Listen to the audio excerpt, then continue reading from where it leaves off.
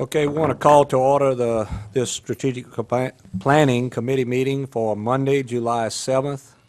We're going to call this meeting to order. Invocation will be given, followed by the pledge.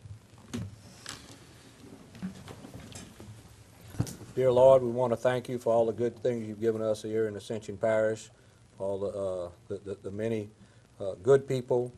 We'd like to thank you for this great weather we've had lately. And hopefully all the storms are behind us. With that, tonight, may we make good decisions for the people of the parish and that everyone returns home safely. We ask all this in your name. Amen. Amen. Pledge allegiance to the flag of the United States of America and to the republic for which it stands, one nation, under God, indivisible, with liberty and justice for all.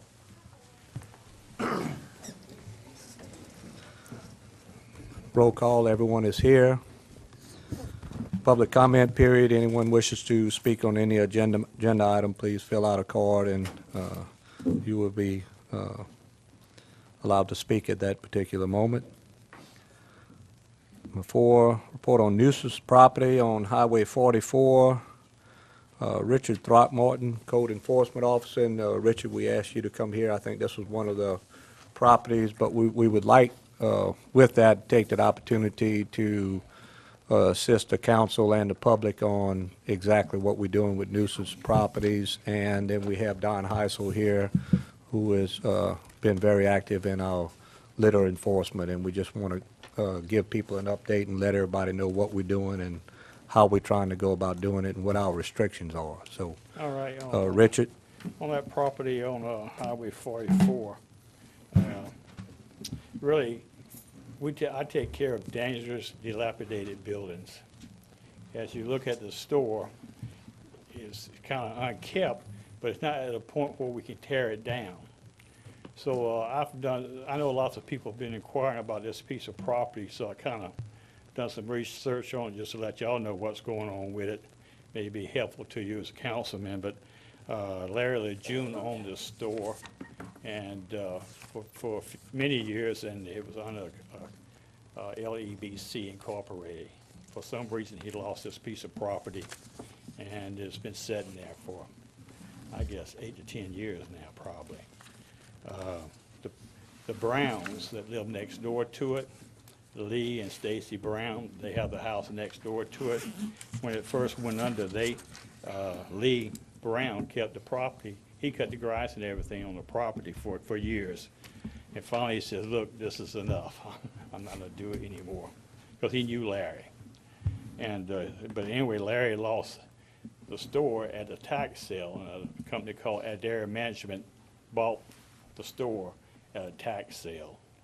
So I finally got a hold to Adair Management to see what was going on with the property. It took me, I started in February. Finally, by the end of March, I finally got a hold of someone that would talk to me about it. Her name is Sarah. And she tells me that, she told me that this property, they was in litigation to get the piece of property once they've been having it for several years, but they're at the point now where they're in litigation to be able to take the property. They have to go through a judge, and it takes some time. She told me it'd probably be November before they got the property. In the meantime, Stacy and Lee Brown, the people next door to it, they got a purchase agreement on this piece of property. If it goes through, they'll be able to buy it. But that's where we have that piece of property.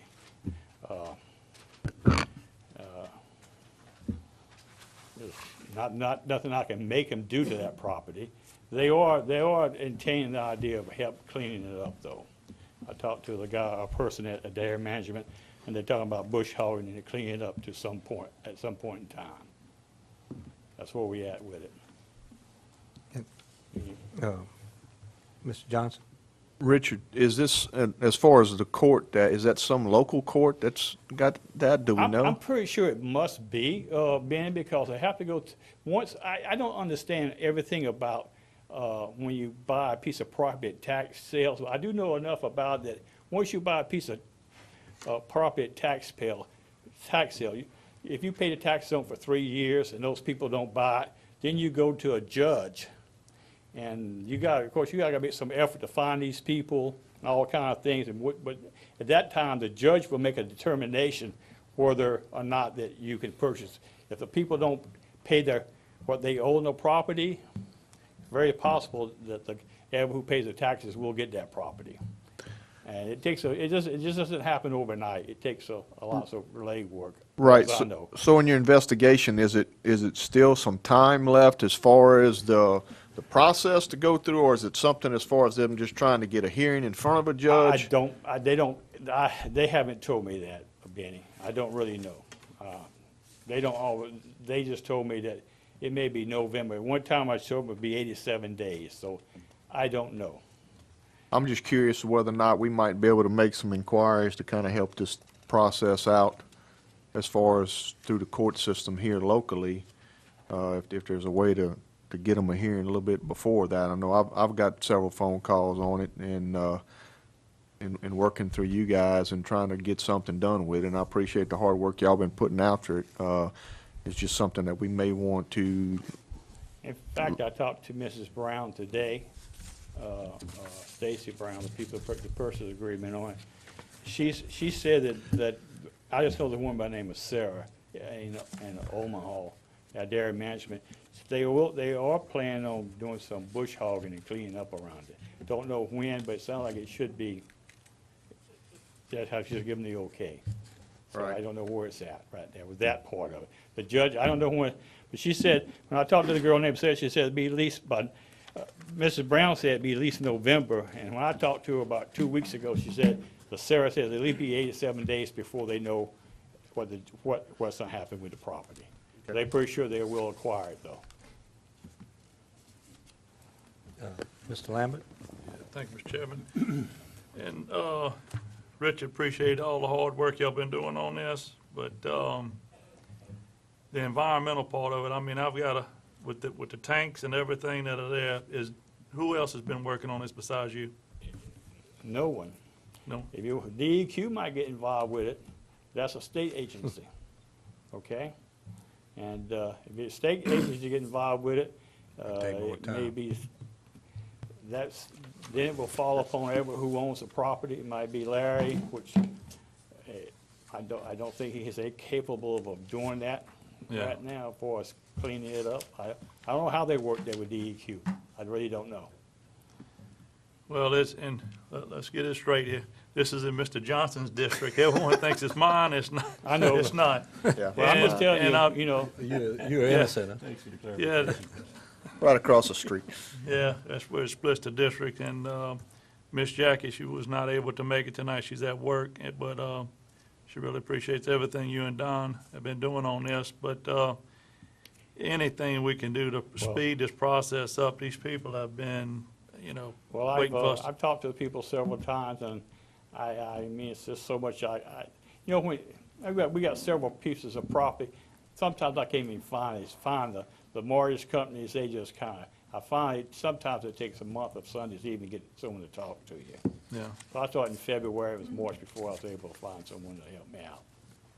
So that's where we at with it, but. Just to let people know, I mean, due to people have property rights, we cannot just go infringe upon these rights. There's a process that you have to do and you have to follow, and so a lot of that takes a great deal of time. And this is one of the reasons why on number 8, we have adjudicated property that we're trying to, this would be a classic case of, this would have been adjudicated property, and we'd have that in place where we'd have sales. These companies come in and do this legwork, and they're experienced at it, and they get a percentage of it, and this alleviates a lot of these Well, problems that we That's have. not adjudicated property, because it was bought at tax sale. But it would end up eventually being adjudicated property if they didn't pay their taxes. Right. We probably have 325 pieces of property that way right now. Yeah. That's adjudicated. That would be a good deal. That would help, that would be very helpful if we could get that started. It So would be. we're working on that part.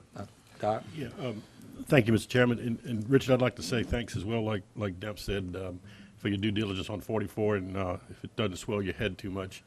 I was at a property owners association meeting recently in my district, and some of the Bell Grove property owners dropped your name several times and said that you're doing wonders with what you and I know to be, and that's not the subject here, but a thorn in my side and the parish's side there as well. But back to 44, when you mention a court system, that's new to me, and always interested about its applicability in any case. Would that be the 23rd Judicial, or could you go through the Justice of the Peace? I don't do that. I don't know.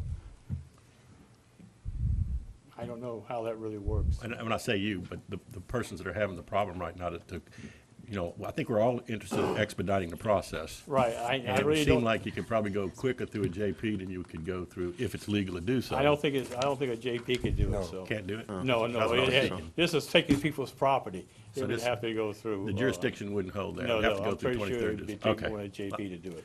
Thanks for doing the job. Now, we do have, just for informational purposes, from Tangipahoa Parish, they have a criminal blighting of property, which is what they passed, some information that they passed. It's something that we can take a look at. One of the things we've done already, we've appointed a hearing officer. We do have our own parish judge that we can use, so that's in place, and that took a number of years to get. And so, this is one of the things that can be done to expedite some of these things. And we also have a problem with liens on the property. Everybody thinks that, well, you just cut the grass or clean up and put a lien on the property, and then we collect it after. That is a problem with the parish being collecting on liens on property that has to be worked out. So within those shortcomings, we'd like, unless anybody opposes, take a look at it, give us some ideas as to if somebody's interested in moving forward with all or part of this, or interested in some of this, or not interested. We just need to get some discussion going and see how far we want to get into people's property and the upkeep of people's property. So that's just for your information. Let's establish a dialogue. Richard, I think unless there's something else, we want to thank you and give Don a chance to come up and let people know. These are the two guys that really have stepped up and has worked very hard to try to clean up the eyesores within the parish. And Don will really notice a big difference lately. Been a big, again, compliments. People are really starting to see some results, and I would just like for you to give an overview of what you do and what's different from Richard. Richard has the property that, buildings that have been blighted and coming down, and you're basically taking care of litter and grass cutting and things of that sort, the other different That's things. my two main functions, litter and lot violations of grass. What happens if a person calls in and reports they have high grass it has to be in a subdivision. Grass has to exceed 2 feet. Then I go out, I'll take pictures of it, we'll send a registered letter to the owner of record. And when we get receipt of the registered letter, they got 15 days to go in and take care of the property, or we will send a contractor and have it cut. And last year, I think we cut maybe 27 properties, had roughly maybe 130 complaints last year. Most of them we try to get resolved by finding the property owner and, ask them to take care of it. But most of the time they will do it. As far as the litter, if it's on private property, it doesn't infringe on other people's property, it's not on the public right of way, even though it's an eyesore, there's nothing we can do. But once it goes on someone else's property, then that's litter. And the parish president wanted it cleaned up. We formed reinstated a litter court a few months back, and we've so far had 10 or 11 turned into litter court. There have been fines of normally from $250 to $300. That includes court cost. We've had people put on community service. There's arrest warrants out for 2 people who didn't show up. If we find litter and your name's in it on an envelope, on a magazine, or whatever, you own it. And we'll take that to the JP court, and Constable LeBlanc and the JP Abear have been working real close with us to get it cleaned up. So that's basically what I do in a nutshell. Yeah, and so if I know from my experience, we've had some litter around the Panama Canal area, and I've stopped and dug through bags and taken pictures of the information and showed it and sent it to Don, and he processed it in court, and we got some results. So, and I also think if they can, one of the things is to get them to come pick it up also. You know, what I try to do is, if there's something that happens in your district, I want to make sure you're aware of it. If I get a complaint, and I'll send you a copy of the complaint, then I'll try to keep you informed up until the problem's resolved. So if it's in your district, you should know what's happening on it. Yes. Yeah, thank you, Mr. Chairman. And Donna, you know, I want you to know the same thing I told, he's not necessarily your colleague being in code enforcement since you're environmental management, but your name was dropped at the POA meeting I mentioned as well, in a very positive light. I think oftentimes, and I don't envy either of you guys your task, whether it's a dangerous dilapidated building or it's just high grass or lot violation, what have you, the communication lines I find are down usually between the surrounding neighbors and the affected property. But having someone like you go out and sort of talk to that individual, just that step alone I find is very helpful and kind of calms a whole lot of people down. So I encourage you to keep doing that. Keep up the good work, KUTGW, because that's what I'm hearing. That's what you guys are doing. And I love this system now. I didn't remember having this when I first started to serve, where you send out pictures, you send out the emails, and I'm sure we're all getting this as councilmen, where we can see, and then the progress updates of what's happening. It helps when I get a call that I'm not getting a cold call, and I can say, oh yeah, you know, I got an email from Mr. Hussell recently, and here's where they are on it, and also keeps me from having to bug administration staff to see what we're doing and all. But thank you very much, sir, and keep up the good work. Yeah, I think Richard and I both are aware that you guys and gals get beat to death on some of this stuff. And so we try to keep you ahead of the curve on it as much as we can. So we will continue to do so. We take being a public servant very serious.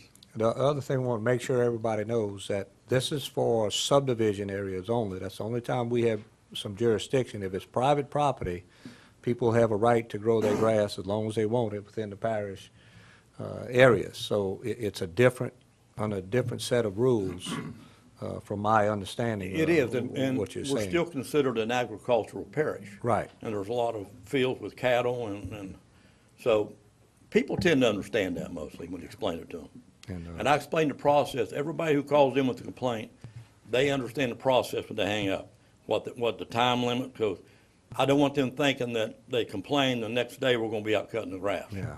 And once it's cut, we put a lien on the property and go from there. Okay. Mr. Ken? Yes, Mr. Chairman, thank you. One thing I also want to mention that Don does, these recycling events that happens around the parish, that's something that he's responsible for and has been doing a great job of manning these recycling events and having a good participation of people in the public. Another thing I want to give him, I'll let everyone know what he did, is that was a recent grant that we just got a call from DEQ that would allow us to have an additional, was it hazardous waste or was it? Hazardous waste. It was hazardous waste. We got a call for a grant. He took the initiative, filled out the paperwork, and we had additional hazardous waste event in the parish. So, you know, it's not just the normal day-to-day activities. When other things come up that they can lend their hand to, they do. And I think it was $30,000, whatever the number was. That we got. $37,000 that we got to have another event in the parish. So I just want, you know, this committee to know that as well. And also to remind people, this is done within the general fund. There's no additional funds raised. There's no budget, extra budgetary things or monies from any other means to get that. So We just want to urge the public to keep our parish clean. Yeah, So, just be a good neighbor. That's all. Benny? Thanks, Mr. Chairman. Don, along with everybody else, echo the thanks and appreciation for what you guys do, especially in light of what Ken just talked about with the hazardous waste day. Those are very important to us to make sure we get a lot of things cleaned up so they're not just dumped out in anywhere in the parish. And with that, Mr. Chairman, I'd like to see this on the agenda for next month for strategic planning again, so we can bite into this app a little bit more. And have an open discussion about whether or not, how much, like Don talked about, we don't want to overstep our bounds as far as getting into the agriculture part of this thing and having to go out there and look at people's pastures and stuff where they're keeping animals, but we do need to start looking at this stuff from a standpoint of view of the blighted property and those type things, to where we have something that's outside of the subdivision, it's not just inside of the subdivision, we choose to do that and have that discussion and see where it goes. So I'd like to, I don't know if we need a motion for that, or if We you don't- want to just go to we don't need a But I'd like to encourage that to be on the agenda for next month. We'll have it on the agenda. I just asked that the committee members take a look at it and have some notes and suggestions and things and see about where we want to go. And feel free to give Don and Richard some calls and discussions. And I know y'all going to have some ideas about how we can help you move forward and do whatever we need to do. Can we get them a copy of this and Yeah, I have you think, guys take a look at this? I mean, y'all deal with this day in, day out. We get phone calls on it and we kind of work with it, but on a day in, day out basis, where y'all see issues that y'all have had in the past, or where this can help you out, or things that you don't, things that you see in here that may not work for us, or how we can change it to make it work for us and things like that, I would look forward to your comments on this particular document here to see how that would help us out. Senator, can you get them the document? If y'all could go over and just look at what we have and what we don't have within this, and maybe what we would want and what we might not want. That's important also. So, and then we'd like you to be able to come back next month with some ideas and see if we can move forward. Let us know what's hindering you in your efforts and how we can make things better, and we want to see if we can move forward. The one goal is to keep the parish clean. Yes, Terry? Sam, I'd also like to thank you all so much for everything you do. I appreciate getting those pictures and emails, too. Sen, I would also like to see this forwarded to the sheriff's office for input, please, and perhaps to the local fire chiefs for their input.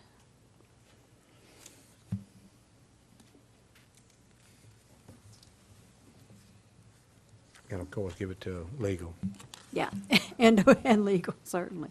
And when the TV camera's on me, my black eyes are not my husband hitting me.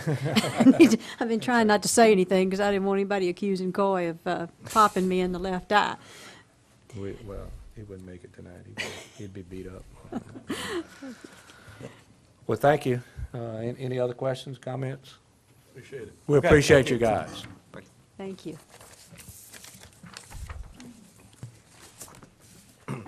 Number 5, review of local alcohol license requirements and application.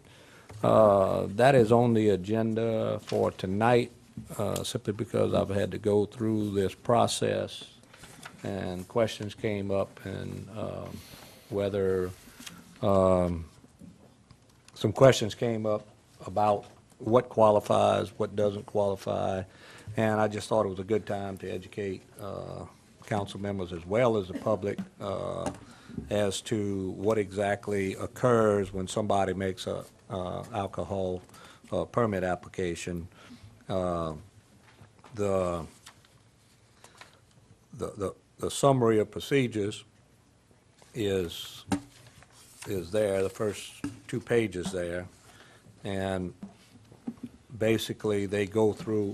One of the things we did not have, however, was a flow chart as to what exactly had to happen within it. And I know it was supposed to be going into and made an application to our taxing authority, and then it went for approval with the sheriff's office, and then it came to us for a final signature. And nowhere on there did we know or find out whether it actually went to the sheriff or so on and so forth. So we were working with council secretaries and taxing authority, Mark West, to try to get a flow chart and try to get a form where that when we got the application, we knew that it went to X and then went to Y and then went to Z and was approved. Because what I found out is that the decision of whether it says, let's see what I wanted to say. Well, one of the things it has to be citizens is in good standing with past alcohol permits and is not a convicted felon and all, which has to go through the sheriff's office. we did not get a report back as to whether, whether that happened or not. And so we wanted to just make sure that had occurred.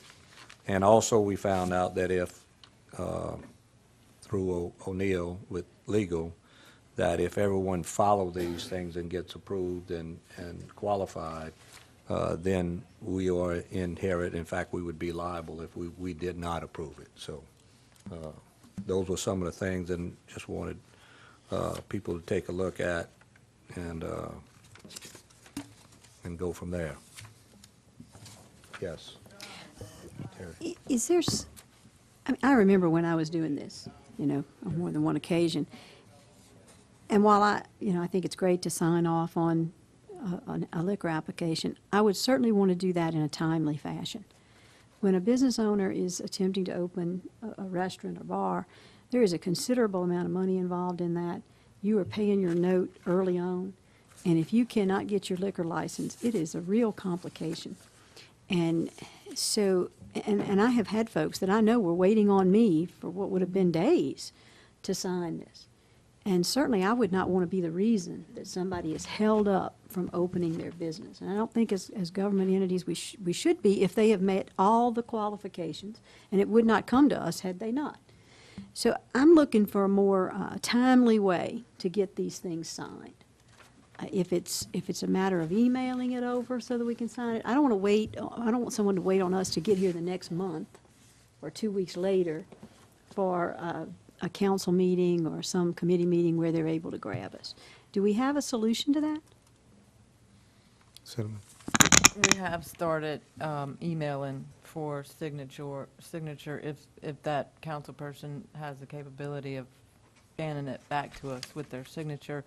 We send to sales and use tax, and they accept that, and then we forward them the hard copy. That's what we've been doing that for a good year now, probably. Well, I have that capability, so the next one you have for me, Cinnamon, please do it that way, because I know a local bar in my community not recently had to wait on my signature, so I don't want that to happen to anybody. Yes. Doc. Yeah, thank you, Mr. Chairman. And I have great appreciation for what Councilwoman Castle just said. I too would not like to hold things up, and I know I've probably been unwittingly part of that in the past, and a big reason is this is important to all of us when you sign such a thing, obviously, but this idea that Kent said about the deputy, I'm reading here in the Part 5, circling approved or denied relative to after the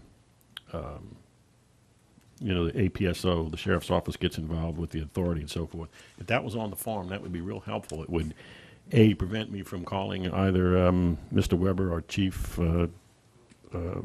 Deputy Tony Bacala or whatever, and sort of not so much wasting the time, but asking them for something they've already done or approved or not. That would be very, very helpful. So I would encourage both the idea, Mr. Chairman, your idea or whoever's it was, of both a flow chart, because the process is not overly complicated, but it is somewhat convoluted, as well as at least the addition, if we're going to redo forms, that the deputy's signature of approval or denial in that circle step under 5A be included.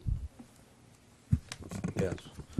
I think what we're working on now is to establish that flow chart and have signatures of each process as it goes through one entity to the next. And Cinnamon, if you can take that right now and just simplify it for the council members to say where it goes first and anticipated time, or what exactly needs to be to get done. I'm not real sure how long the process takes, but I think it goes straight from sales and use tax to The sheriff's sheriff. office, and then To you. to us. Okay. It's not a long process if everything's okay, and they just do a background check. I'm not sure on the number of days it takes, like the sheriff's office, to do their background checks or work or whatever. I don't know how long that's Yeah. taken. I And- mean, when we get them, there's not a date on them. Yeah, and the question was for, you're dealing with the public and whether a ballroom should be open in that area or not. a lot of times comes up, and you have to justify that as something, or you are liable. If they follow the guidelines and meet the information from the sheriff, then you know, you must Yeah, pass that. go ahead, Don. Yeah. Thank you, Mr. Chairman. Another quick thing would be helpful if we're going to go to this level, and I highly encourage we do. I know I've held things up as well because I would get a request that's not in my district. And that's not that anybody's doesn't understand the district so much as that we have boundaries. All of us do, to all 11 districts. So let's say it's a request, and there's a lot of them on the airline highway. If it's an odd or even number address, it's either going to be Chris Lore's district, because that's a boundary between his district and mine, or it's going to be my district. So it'd be helpful on the form somewhere to have the actual, not just district, but someone who can really confirm before it's sent out. Yeah, you're sending this to the right councilman. No. I've had that happen 2 or 3 times, and if that could be corrected, that would be a good idea as well. So we'll be working on it, and we'll try to give you something a little more concrete next time, just to let you know this. We're trying to straighten this up and take care of any of the problems that we did have. Okay, discussion of illegal dumping in private dumpsters. Ms. Casso? I had a constituent give me a call, business owner in my community, who has a very large dumpster as a place of business, and it's often full of other people's trash, not tenants of his. And so I assured him I would find out if indeed we have a way to help him with that situation. I know I had the same thing would happen to me when I was in business here. So, and some of this ties into the discussion earlier with Mr. Heisel and Mr. Throckmorton. So I'm content to get my questions answered from them, and then we can discuss this further when my constituent's able to be here. And one of the things that was brought up, if somebody does dump illegal in somebody else's dumpster, if you get that information and send it to Don, that is litter, and they can take it to court there. We do have that in place now. Excellent. Just Then like I'll if just you let dumped it this on the gentleman road. know that, and it may not be any need for any further discussion. Okay, thank you. Number 7, discussion of family petitions. This is something brought up about loopholes within family petitions. Councilman Todd Lambert has been discussing this with myself. It's something that we've brought up a couple of times in the past years. And the situation is this, someone has property and, let's say 10 acres, and they take it and they divide it among 5 children or grandchildren or grandmas or grandpas and so on and so forth in a family petition. And what that does is that it alleviates them from following subdivision guidelines, and which is something that people in this parish, and I don't think anyone wants to deny people that has family land to be giving it to their siblings, their kids, and so on. I think that's something that this parish is kind of unique, but it's something that pretty much the residents here want, and no one wants to undercut that. However, what is happening is they're taking that loophole and dividing it, and then coming back a year or 2 later and dividing it again, and it ends up on 10 acres, maybe 20, 25 lots that have been divided up, and it basically becomes a subdivision without any drainage, without any parish roads, without any engineered lots. And then the guy next door that buys 10 acres has to follow the subdivision guidelines and has to pay for all the infrastructure. And so this is causing some problems in areas that are being developed now, and it's a way around the subdivision regulations that we have that protect the people that live next to them on drainage issues and road issues and so on and so forth. So this is here. I know Councilman Lambert's not here tonight, but we wanted to throw that out. We have a copy of family petition information, and we'd like to ask you to take a look at it and come up with, again, with some ideas to start a discussion and see if there's a will to move forward with trying to close that loophole. And so, many different ideas about how to do it. We'd just like to have your feedback on that. Brings us to number 8, the update on adjudicated property agreement, which was started a few years ago in order to try to get rid of some of this blight in the parish, where you had people that have just quit paying their taxes and property just sits there and you can't find them, and that's been a lot of the big problem with blight, and it's one way to do it is by having an agreement where we contract with someone that ends up holding auctions and puts this property back into commerce. So, Lindsay, what's the status? I'm happy to report that our agreement among the taxing entities is fully executed at this time. However, we've been communicating with the assessor's office, and they've informed us, they've been doing some research on the 112 properties that have been adjudicated from 1992 to 2008. 55 of those properties have been researched, and there are some issues. At this time, we cannot simply list the property for sale. There are a lot of these properties that are dual listings and need to be canceled. Some of these properties are actually listed as percentages sold at a tax sale, so there's no clean title. Maybe 5% was adjudicated to the parish and the remaining portion not. Some of the property descriptions are vague. Some have city adjudications as well as parish adjudications. So they're doing a good job in mulling through all this, but it hasn't been done. I think Justin said, and some of these properties haven't been researched for almost a century. So they're working through that, and as soon as they get an updated list, they're going to communicate that to us, and then we can move forward and list the properties on our website or go through an auction company or whatever you Well, want. and that was the idea, is to bring in, as soon as we got agreement with all the taxing bodies, is to bring in an auction company and let them do the investigating, because that's what they do. And they have the expertise around, with them. And I know they're doing it in a number of other parishes, and they're doing the legwork and working with the parish entities and moving that along. And so they have the expertise. And I understand that, but I just know the assessor's office, and they house the records, and they have them personally. They're not at a place right now where they're comfortable with their list, and they're working through it. I don't know if they'd want to work directly with an auctioneer or how that would be, because I don't think it's just as simple as running a clerk of court search on a no, property they have and to doing an they have to abstract. do all the searches. But I think Right. in most parishes, they're working hand in hand with the assessor's office and everything with that. So as soon as you get to that point where you feel we can look to hire someone, we can put out qualifications and get someone hired and on board so that we can move forward, because this will certainly help. And that would also assist what the assessor's doing. I think they can take some of the legwork away from them, make it a little bit easier. So if you can report back to us there. This is something that we've been working on for about 5 years, so this is a big move forward.